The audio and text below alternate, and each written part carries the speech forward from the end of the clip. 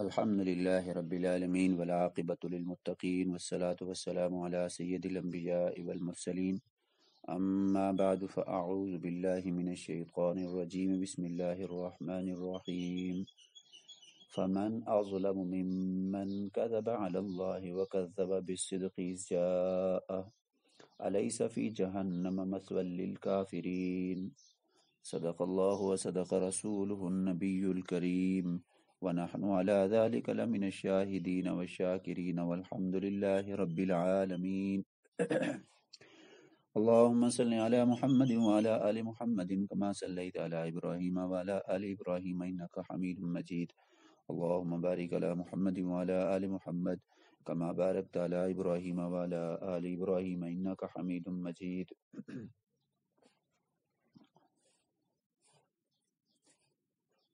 گزشتہ درس میں 23ویں پارے کا ہم نے خلاصہ اور چیدہ مقامات تفصیلاً پڑھ لیے تھے۔ آج کے سبق اور درس میں 24واں پارہ ہے۔ سورۃ زمر کا جو حصہ 24ویں پارے میں آ رہا ہے اس میں جو مضامین ذکر کیے گئے ہیں ہم ان کو پڑھتے ہیں۔ قرآن مجید دنیا کے سارے انسانوں کو 2 فریقوں میں تقسیم کرتا ہے۔ ایک فریق کافروں کا جو اللہ پر جھوٹ بولتے ہیں، قرآن اور رسول کی تکذیب کرتے ہیں، ان کا ٹھکانہ دوزخ ہے۔ دوسرا فریق انبیاء علیہ الصلوۃ والسلام اور ان کے متبعین کا، جن کی جزا جنت ہے۔ چنانچہ پہلی آیت جو میں نے آپ حضرات کے سامنے تلاوت کی ہے، فمن اظلم ممن كذب على الله وكذب بالصدق اذ جاءه اليس في جهنم مثوى للكافرین میں اس بات کی طرف اشارہ ہے۔ بندوں پر اللہ کی خصوصی رحمت اور اس کے فضل و احسان میں سے یہ بھی ہے کہ وہ خطا کاروں، مجرموں اور کافروں کے لیے رحمت اور توبہ کا دروازہ کھلا رکھتا ہے اور انہیں خود توبہ اور رجوع الی اللہ کی دعوت دیتا رہتا ہے۔ وہ گناہگاروں کو مایوس نہیں کرتا بلکہ گناہگاروں کے دل میں امید کا چراغ روشن کرتا ہے۔ اللہ نے اپنے بندوں کو حکم دیا ہے کہ فرما دیجئے اے میرے بندو، جنہوں نے اپنے اوپر زیادتی کی ہے تم اللہ کی رحمت سے مایوس نہ ہو۔ قل یا عبادی الذین اسرفوا علی انفسہم لا تقنطوا من رحمت اللہ، تم مایوس نہ ہو جاؤ، بے شک سارے گناہ اللہ معاف کر دے گا، یقیناً وہ بے حد بخشنے والا انتہائی مہربان ہے۔ چنانچہ اللہ رب العزت ارشاد فرماتے ہیں، اپنے رب کی طرف رجوع کرو اور اسی کے سامنے جھک جاؤ۔ وَأَنِيبُوا إِلَىٰ رَبِّكُمْ، اسی کے اپنے رب کی طرف رجوع کرو۔ وَأَسْلِمُوا لَهُ مِن قَبْلِ أَن يَأْتِيَكُمُ الْعَذَابُ، اور اللہ کے سامنے جھک جاؤ اس سے پہلے کہ تمہارے اوپر عذاب آ جائے، پھر تمہاری مدد نہیں کی جائے گی۔ بندوں کو توبہ اور انابت کی دعوت دینے کے بعد اس صورت میں قیامت کے مختلف مناظر اور ہولناکیوں کا بیان ہے کہ جب اللہ پر جھوٹ بولنے والوں کے چہرے سیاہ ہوں گے، سور پھونکا جائے گا، سب اللہ کے سامنے پیش ہوں گے، زندگی کا حساب ہوگا، پھر کافروں کو کھینچ کھینچ کر دوزخ کی طرف لے جایا جائے گا۔ وسیق الذین کفروا الی جہنم زمرا حتی اذا جاؤوها فتحت ابوابها وقال لهم خزنتها الم یأتکم رسل منکم،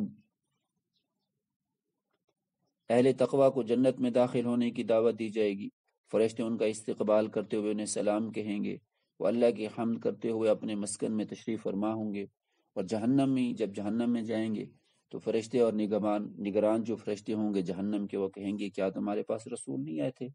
وہ کہیں گے بلا، کیوں نہیں آئے تھے؟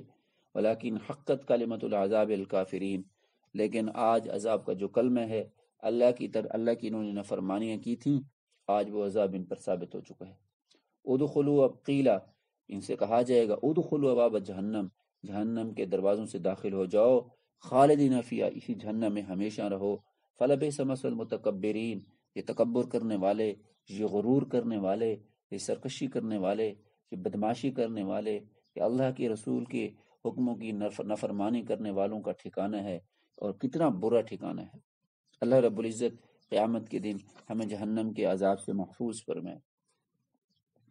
جنت اور جہنم کے اسی تذکرے پر ایمان والوں اور بدخواہوں کے تذکرے کے ساتھ سورۃ زمر کا اختتام ہوتا ہے، اور آگے سورۃ غافر شروع ہو رہی ہے، جس کو سورۃ مومن بھی کہتے ہیں۔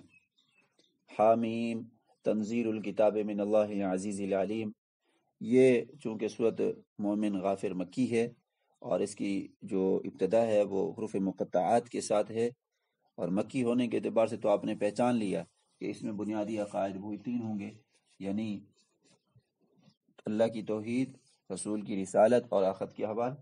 اور پھر اس حروف مقطعات کے بعد ذکر ہے قرآن مجید کی حقانیت کا، قرآن مجید کے من جانب اللہ نازل ہونے کا۔ اس میں کل 82 آیات اور 9 رکوع ہیں۔ اس سورہ غافر کو سورہ مومن بھی کہا جاتا ہے، کیونکہ اس کے مطالعے سے انسان اس نتیجے پر پہنچتا ہے کہ اس سورت کا جو موضوع ہے وہ حق و باطل اور ہدایت اور ضلالت کے درمیان معارکے کا بیان ہے۔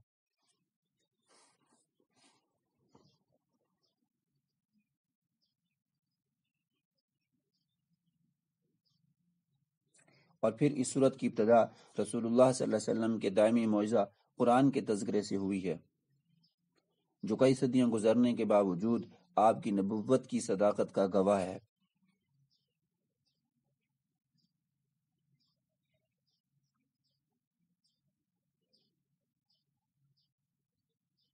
قرآن سے فائدہ وہی اٹھا سکتا ہے جسے قلب سلیم عطا ہو، اور وہ شخص جو قرآن مجید کی تلاوت کرنے کا ارادہ کرے وہ تعصب اور حاسدانہ بغض و عناد سے بالا تر ہو کر اس کا مطالعہ کرے اور اس قرآن مجید کو سمجھے اور سوچے۔ قرآن کریم کے وحی الہی ہونے کا ذکر کرنے کے بعد ایک ہی آیت میں اللہ کی 4 صفات بیان کی گئی ہیں، یعنی وہ گناہوں کو معاف کرنے والا،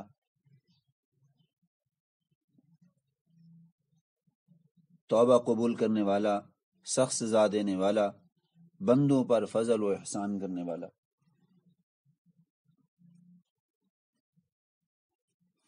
غافر ذنب، گناہوں کو معاف کرنے والا، وقابل توب، توبہ کو قبول کرنے والا، شدید العقاب، سخت عذاب دینے والا، ذی الطول، احسان کرنے والا۔ اگلی آیات میں الذین یحملون العرش ومن حولہ یسبحون بحمدہ ربہم، وہ فرشتے جنہیں حملۃ العرش، عرش کو اٹھانے والے فرشتے کہا جاتا ہے، اور انہیں عرش کے اٹھانے کا شرف حاصل ہے، اور جو عرش کا احاطہ کیے ہوئے ہیں، یہ سب اللہ کی حمد و تسبیح کے ساتھ اہل ایمان کے لیے دعائیں کرتے ہیں۔ وہ اہل ایمان کے لیے دعا کرتے ہیں، کیا دعا کرتے ہیں؟ ربنا وسعت كل شيء رحمة وعلما فاغفر للذين تابوا واتبعوا سبيلك وقهم عذاب الجحيم۔ وہ ایمان والوں کے لیے یہ دعا کرتے ہیں، اے ہمارے رب، تیری رحمت اور علم ہر چیز کو اپنے احاطے میں لیے ہوئے ہے، پس تو مغفرت فرما دے ان لوگوں کی جو توبہ کرتے ہیں اور تیرے راہ کی اتباع کرتے ہیں، اور انہیں دوزخ کے عذاب سے بچا لے۔ اے ہمارے رب، تو انہیں بھی انہیں دائمی باغات میں داخل فرما جن کا تو نے ان سے وعدہ کر رکھا ہے، اور ان کے آبا، ان کی بیویوں اور ان کی اولاد میں سے جو نیک ہیں انہیں بھی داخل فرما دیجیے، بے شک تو ہی غالب اور حکمت والا ہے۔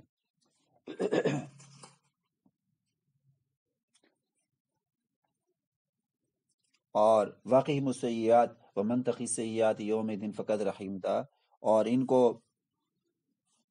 عذابوں سے بچائے رکھ، اور جسے تو نے اس دن عذابوں سے بچا لیا تو بے شک تو نے اس پر مہربانی فرمائی، اور یہی بڑی کامیابی ہے۔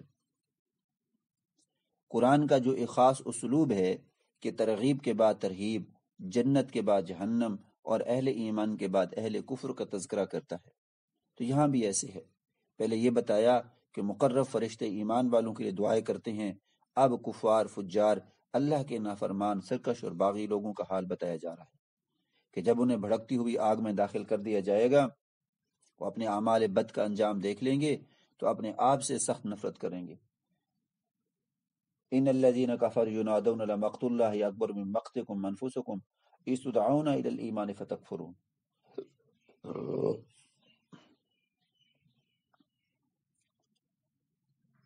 اور اپنے آپ کو برا بھلا کہنے سے کہتے ہوئے معذرت پیش کریں گے، اپنے آپ کو برا بھلا کہیں گے۔ فاعترفنا بذنوبنا، گناہوں کا اعتراف کریں گے۔ دنیا والی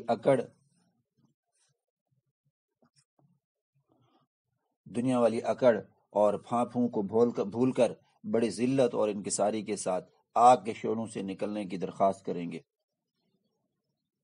لیکن ان کی یہ درخواست رد کر دی جائے گی اور جہنم کے دروغے ان سے کہیں گے، جیسے آج عذاب کی شدت دیکھنے کے بعد تم اپنے آپ سے نفرت کا اظہار کر رہے ہو، اس سے کہیں زیادہ نفرت اللہ تعالیٰ وہ اس وقت تم سے کرتا تھا جب تمہیں ایمان کی دعوت دی جاتی تھی، جب تمہیں نماز کے لیے بلایا جاتا تھا، جب تمہیں نیکی کا کہا جاتا تھا، جب تمہیں اللہ کے حکم یاد دلائے جاتے تھے، لیکن تم تکبر اور سرکشی کرتے ہوئے کفر کرتے تھے اور ایمان قبول کرنے سے انکار کر دیتے تھے۔ آج کے دن تمہارے لیے جہنم کے دروازے ہمیشہ ہمیشہ کے لیے تمہارے اوپر کھلے ہوئے ہیں اور ہمیشہ ہمیشہ کے لیے تمہارے اوپر جو ہے وہ بند ہو جائیں گے، تم ان سے نہیں نکل سکتے۔ یہ قیامت کا دن تو بندوں کے درمیان عدل اور انصاف کا دن ہے۔ آج ہر شخص کو اس کے نیک یا بد عمل کا بدلہ ملے گا۔ یعلم خائنۃ الاعین وما تخفی الصدور واللہ یقضی بالحق۔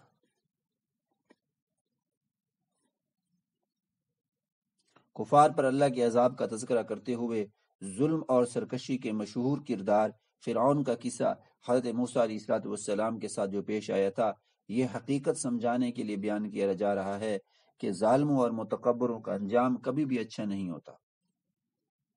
حضرت موسیٰ علیہ السلام کا قصہ تو کئی صورتوں میں آیا ہے، ہم تفصیل کے ساتھ سن چکے ہیں، پڑھ چکے ہیں، مگر سورہ غافر میں اس کے ضمن میں ایک مومن بندے کا خاص طور پر تذکرہ کیا گیا۔ وقال رجل مؤمن من آل فرعون یکتم ایمانہ اتقتلون رجلا ان یقول ربی اللہ۔ یہ شخص خفیہ طور پر ایمان قبول کر چکا تھا۔ جب جناب سیدنا موسیٰ علیہ السلام کے قتل کے مشورے ہونے لگے تو یہ صاحب ایمان انسان آپ علیہ السلام کے دفاع کے لیے اٹھ کھڑا ہوا اور کہنے لگا، کیا تم ایک ایسے شخص کا خون صرف اس لیے بہانا چاہتے ہو کہ وہ یہ کہتا ہے کہ میرا رب اللہ ہے، جبکہ وہ تمہارے پاس واضح دلائل اور روشن معجزات بھی لے کر آیا ہے؟ مَن یَکُ صَادِقًا یُصِبْکُم بِالْحَسَنَةِ یَعِدْکُم ان اللہ لا یہدی من هو مسرف کذاب۔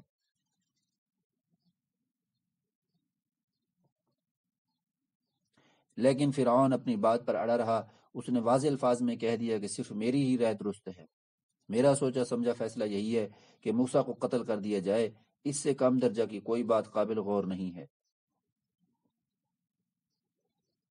اگر ہم آج اپنے گرد و پیش کا جائزہ لیں تو اس نتیجے پر پہنچیں گے کہ آج ڈکٹیٹروں کا مزاج بھی وہی ہے جو کل کے ڈکٹیٹروں کا تھا۔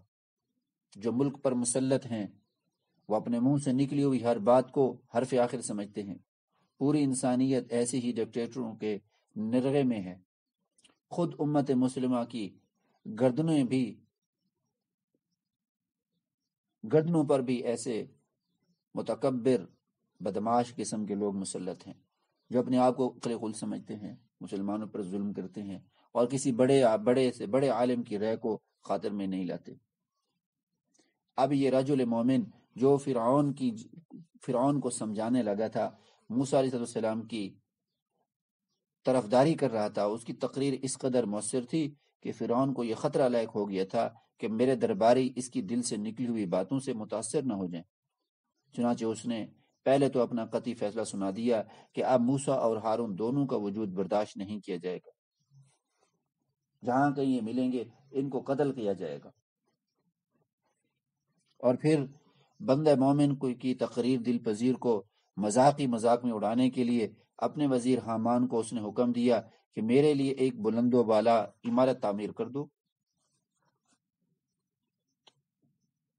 وقال فرعون یا حامان ابن لی صرحا لعلی ابلغ الاسباب، ایک بڑا محل تعمیر کر اور اس میں سیڑھیاں لگاؤں گا، اسباب السماوات فتوالیا، میں آسمان پر پہنچوں گا اور موسیٰ کے خدا کو جھانکوں گا، معاذ اللہ، وانی لازم کاذبا، اور میں تو موسیٰ کے جو خدا ہے اس کو جھوٹا تصور کرتا ہوں۔